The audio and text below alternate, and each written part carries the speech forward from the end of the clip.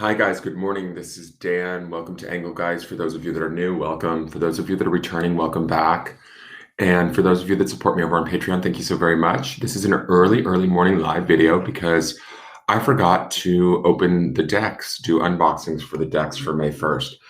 I did not do a poll this month because I wanted to use a floral deck for May because April showers bring May flowers. And I thought it would be appropriate for like the spring season and everything that's, sort of changing on the planet. So I had a choice between two different decks and I chose this one. It's been sitting on my shelf for a while. This is the HEDGEWITCH Botanical Oracle by SIOLO Thompson. I have their other deck. It's a tarot deck called the Linstrider. And so we've worked with that. So I'm going to work with this month. I've had my mind set on this one for a while. So we're going to get it opened. It's in a beautiful box, similar to the Linstrider. And it comes like this. Just to give you guys an idea. It's a very big box and deck. There's the ribbon and the book. And then the cards.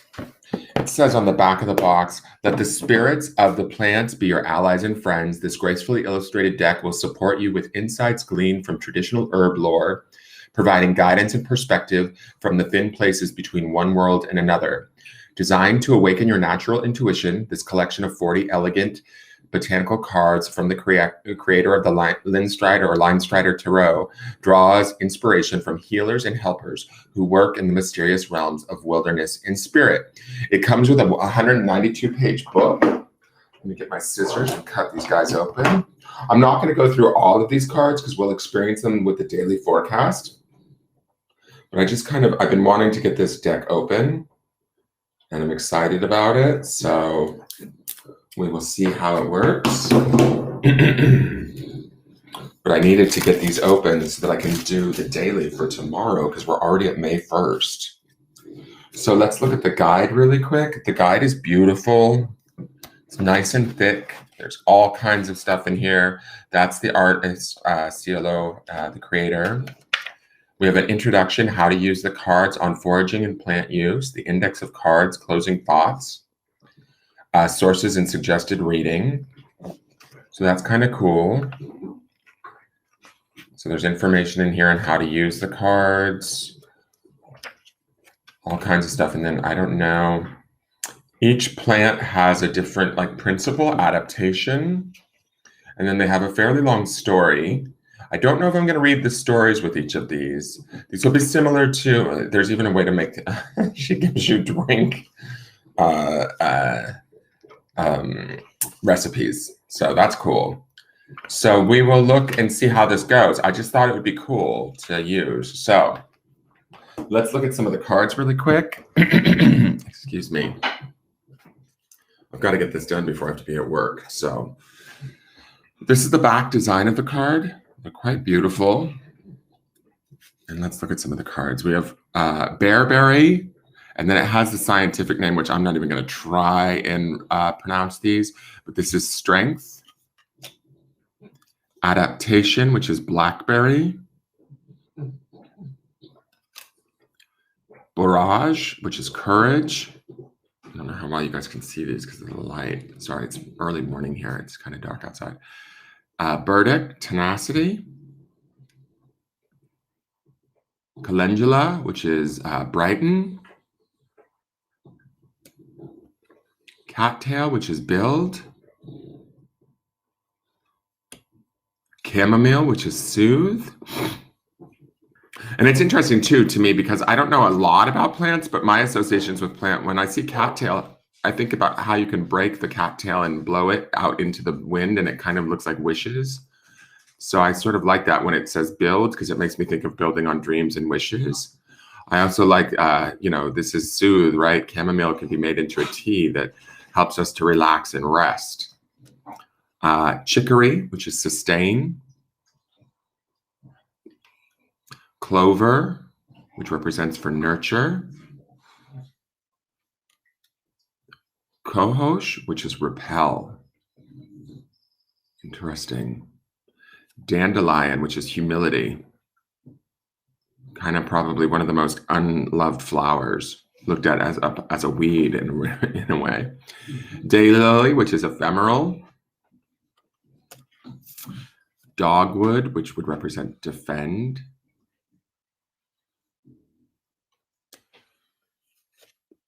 Elder, which is ritual.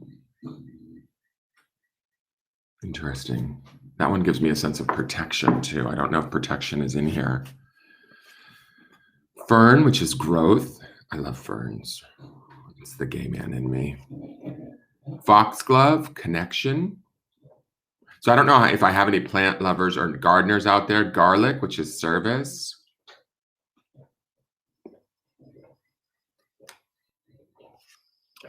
Ghost pipe, which is mystery. Golden poppy, which is dream. Hawthorn, sacred. Hollyhock, which is abundance. Huckleberry is resourcefulness. And I guess they're in alphabetical order. Indigo, which is enhance. Juniper, invigorate. Lady's mantle, which is magic. Marshmallow, which is adversity. Let's get one from the very back of the deck. We have wormwood, which is caution. Interesting. All right, so I'm not going to go through the whole deck because we want some surprises throughout the month of May. I am going to do a shuffle. You may want to formulate a question if you want a little sorry, I had to pull the computer really close to me because the box was so big it didn't fit in the full screen. I'm going to do a little shuffle here. This is for anybody that watches this video now or later, at any point in time. What is something that they need to sort of focus on? An answer to their question. You can formulate your question and put the video on pause if you need to. I may actually read the story to you just to sort of see how long the stories take to read, see what information we get out of them, just to see the difference in what I perceive versus what the book says. There's a lot of times with decks like these, with Oracle decks, I sometimes like to use my own intuition over that of the artist. Not that I suggest that, I just do that. I like to play my own sort of associations with the cards. Let's see here. And I think that the way that I'm going to pair these is I'm going to just pair them with a very clean Rider-Waite. It's either going to be that or the Angel deck. I'm not sure. I'm trying to decide, but I'll know by this afternoon. Tomorrow's video will be up late today, guys, because I have to work. So for those of you on Patreon that are looking for the day, tomorrow's video early. It won't be up as early as it normally is. And here's your card. Your card is, oh, I said that thing about protection, and I was wondering if protection was in the deck. There it is. It's called Rowan. And I don't know much about this herb, to be quite honest. It makes me wonder if it's a little bit of a poisonous berry, just because it's sort of red. So when I think of protection and I look at this red berry that's on this flower, I don't know if this flower is actually poisonous. We'll read the description, but to me, it makes me wonder about that. It takes me to a place of protecting ourselves sort of at all costs, right? Making sure that our safety is ensured, that our growth is ensured, that if we don't take care of ourselves, who is going to, right? Like who is going to sort of ensure our safety, our goals are met, that sort of a thing. I don't necessarily think about it as protection in the sense of, you know, protecting our interests more so. Does that make sense? So if there's something that you desire, that you want, that you're going after, I feel like this card is telling you that it's up to you to make sure that it happens, that you need to ensure your investment or take care of your, take the proper steps to get yourself where you need to go. It's not like somebody's going to come along and make sure that it happens for you. Does that make sense? And so we have to kind of take the driver's seat and ensure our own journey, ensure our own results as best we can, right? And then the aspect of this card kind of feeling a little bit like potentially these berries could be poisonous, it makes me think that, you know, whatever we need to do, whatever lengths we need to move to, obviously without like betraying anybody or being mean or unkind, we can't necessarily worry about what others do to us or how they do us. Does that make sense? Like if they harm themselves in the process or if they harm the relationship, then I mean, it's kind of extreme, but they're dead to us, right? Like, or maybe they need to be. Maybe those relationships need to end. Maybe they're no longer serving us. And I think that's part of this. I'll have to look up this flower and see if it is even poisonous, but the red berries are making me feel like it might be. So let's go to Rowan and read the story really quick. And we'll see if it's anywhere even close to what I've said. It may not be, but that's okay.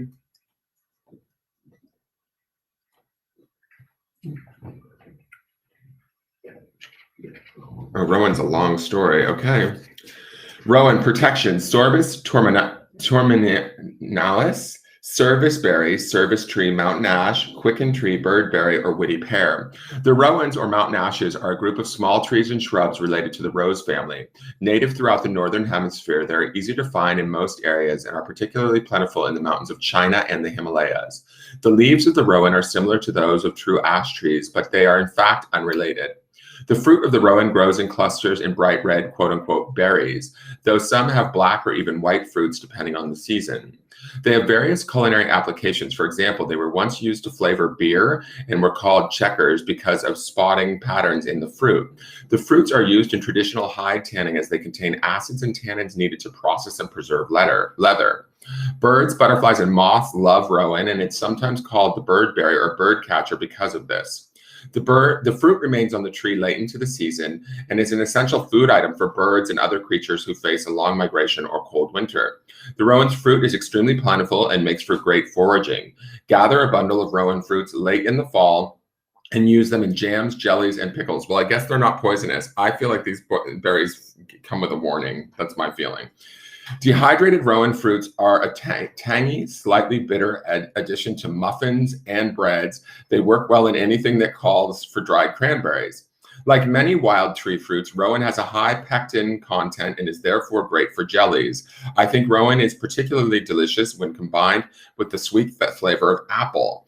To make a rowan apple jelly, combine equal amounts of apple and rowan.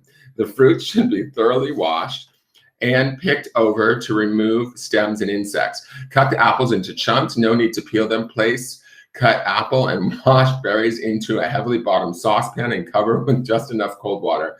This is like okay. All right, so here we go. The oracle property of rowan is protection. Sometimes called the wayfarer's or traveler's tree, it is thought to protect and guide travelers and prevent them from getting lost. The rowan tree has a long tradition of mythology and folklore as a magical tree that offers protection. Particularly powerful for this purpose is an amulet made from the branch of flying rowan, a tree that grows on the branches of other trees after having been seeded there by birds. The rowan is a portal tree and protects liminal space between one area and another, making this the wood of choice for gates and doorways among druids and witches. As an oracle property, the word protection could be a warning, a call to keep your guard up. Is there someone new in your life, a new situation that may require caution? Remember that your most precious resources are internal rather than external. It's okay to be protective of your time, creativity, and compassion.